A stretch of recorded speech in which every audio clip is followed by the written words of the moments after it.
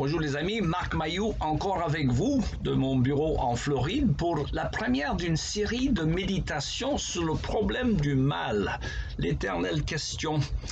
Vous savez que le Dieu qui se révèle à travers les pages de la Bible est à la fois tout-puissant et bienfaisant. C'est clair, hein? Comment cela fait-il donc qu'il y a tant d'injustice dans ce monde déchu? C'est une question éternelle. Il n'y a qu'un seul livre de la Bible qui lui est consacré presque exclusivement. Il s'agit bien sûr du livre de Job. Alors le spécialiste le considère comme le livre le plus ancien de la Bible. Il aborde la question la plus ancienne de l'humanité, à savoir la souffrance injuste dans ce monde déchu. Alors nous commençons aujourd'hui donc une série de méditations sur cette éternelle question. Est-ce que la Bible nous en donne une réponse? Je dirais oui et non. Je vais m'expliquer par la suite, mais d'abord je commence par la lecture dans le livre de Job, au premier chapitre, premier verset. Il y avait au pays d'Ouz un homme appelé Job. C'était un homme intègre et droit, un homme qui révérait Dieu et qui évitait de faire le mal. Il avait 7 fils et 3 filles, et de plus ses troupeaux comptaient 7000 moutons et chèvres, 3000 chameaux, 500 paires de bœufs et 500 ânesses. Il possédait aussi des serviteurs en très grand nombre. Cet homme était le personnage le plus important des régions de l'Est. Je reprends la lecture un peu plus loin, verset 6. Or, un jour, les anges de Dieu se rendirent au conseil de l'Éternel. Satan, l'accusateur, vint aussi parmi eux. L'Éternel dit à Satan, « D'où viens-tu donc ?»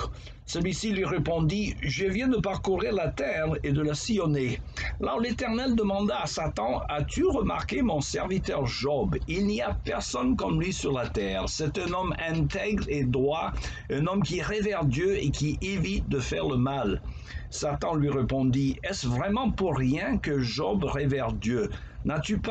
Ne l'as-tu pas élevé comme un rempart de protection autour de lui, autour de sa maison et autour de tous ses biens? Tu as fait réussir ses entreprises, ses troupeaux se sont multipliés dans le pays, mais porte donc la main sur ses biens et sur les siens, et l'on verra s'il ne te maudit pas en face. » Alors l'Éternel dit à Satan, « Tous ses biens sont en ton pouvoir, ainsi que les siens, mais ne porte pas la main sur sa personne. » Alors, j'arrête la lecture là pour l'instant. As-tu considéré mon serviteur Job? Est-ce d'une manière désintéressée que Job craint Dieu? Ça, c'est la grande question. La grande question, bien sûr, qui préoccupe tout le monde, la souffrance innocente, c'est-à-dire par la souffrance des gens qui n'ont rien fait apparemment pour en subir. Je contraste cela avec la souffrance, je dirais, des coupables. Un alcoolique qui attrape la cirrhose du foie, c'est un peu sa faute. Ou un fumeur qui attrape le cancer du poumon, on peut dire qu'il a cherché. Mais qu'en est-il de la souffrance injuste? Il y en a beaucoup dans ce monde, hélas. Qu'en est-il d'eux? Et que dit le livre de Job là-dessus? Si Dieu est bienfaisant et tout-puissant, pourquoi y a-t-il tant de souffrances injustes dans ce monde? D'autres textes bibliques abordent cette question d'une certaine façon. On pense au psaume 73 ou même tout le prophète Habakkuk. Et le Seigneur Jésus lui-même aborde la question lorsqu'il fait référence à des Galiléens tués injustement par Ponce Pilate et d'autres sur lesquels est tombé un tour, le tour de Siloé, et dont Jésus en parle dans l'évangile selon Luc au chapitre 13. Et Jésus a dit, et je cite, « Pensez-vous que tous ces Galiléens ont subi un sort si cruel parce qu'ils étaient de plus grands pécheurs que tous leurs compatriotes? Non. » Mais le livre de Job est consacré, comme je disais, presque exclusivement à cette question. Et je me souviens d'ailleurs de la première fois que je lus ce livre poétique. J'étais aux dernières années du high school aux États-Unis, et notre professeur d'anglais, qui n'était pas croyant, nous a fait lire ce livre qu'il considérait comme un chef-d'œuvre de la poésie antique. Il avait raison, mais c'est plus qu'un poème, rassurez-vous, on va voir par la suite. Alors, qu'apprenons-nous donc de ce mal injuste dans le livre de Job? Alors, nous y apprenons grosso modo 3 choses. Alors, ici, nous recevons une compréhension de la souffrance causée par Satan. Il existe, il est réel et il est responsable pour le mal dans ce monde. Là, c'est la première leçon. Le deuxième, c'est que du Job, en tant que jeune homme, nous apprenons comment faire face à la souffrance. Et la troisième leçon de Job, un peu plus mûr, nous apprenons comment vaincre la souffrance. Mais commençons d'abord avec ce dialogue entre Dieu et Satan.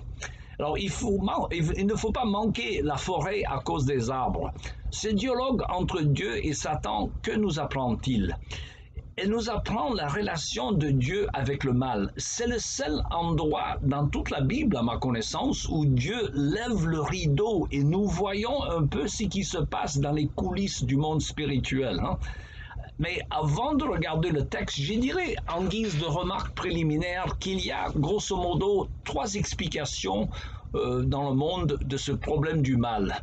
Une solution, je dirais, fataliste, une solution humaniste et une solution moraliste. Je m'explique. D'abord, les fatalistes disent que Dieu, s'il existe, est carrément l'auteur du mal. S'il a créé un monde dans lequel il y a des maladies, des tempêtes, ce qui n'est pas bon. Il paraît que Baudelaire est allé jusqu'à dire que s'il y a un Dieu, c'est le diable. Il y aurait donc en lui le bien et le mal. Il faut donc accepter le mal avec stoïcisme.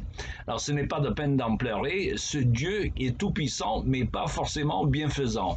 Et bien sûr, au point de vue chrétien, cette parole est tout à fait blasphématoire. Une autre explication du mal, c'est une explication philosophique qui affirme que Dieu, qui est peut-être bon, n'a rien à faire avec la souffrance humaine. Il n'y peut rien.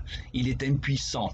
Alors, à cet égard, il y a un best-seller écrit en 1981 aux États-Unis par le rabbin Kushner, dont le titre, je traduis de l'anglais, « Quand de mauvaises choses arrivent à des gens de bien ». Alors, l'auteur conclut que Dieu est bon, mais qu'il ne réussit pas toujours. Il fait le mieux ce qu'il peut. Et bien sûr, au point de vue chrétien, cette parole est également blasphématoire. On voit d'ailleurs la même idée dans le film de Woody Allen, Guerre et Amour, qui date de 1975, où le cinéaste, à la fin du film, il est en train de spéculer. Il dit, Dieu, s'il existe, il est peut-être bien sympa, mais il fait le mieux ce qu'il peut, et il ne réussit pas toujours. Ça, c'est blasphématoire, comme je dis.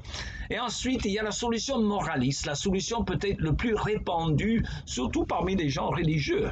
Dieu permet la souffrance pour punir ou pour châtier les pécheurs. Alors si donc tu souffres, c'est ta faute.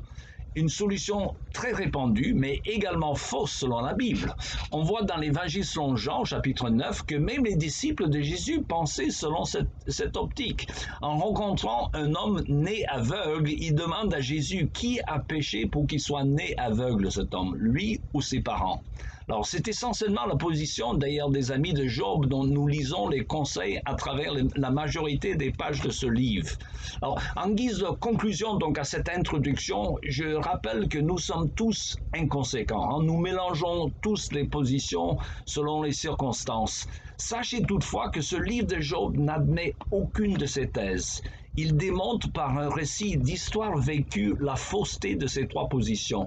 Et nous allons revenir sur ces questions éternelles à partir de la prochaine étude. Il ne me reste pas aujourd'hui qu'à vous souhaiter une bonne journée et à la prochaine.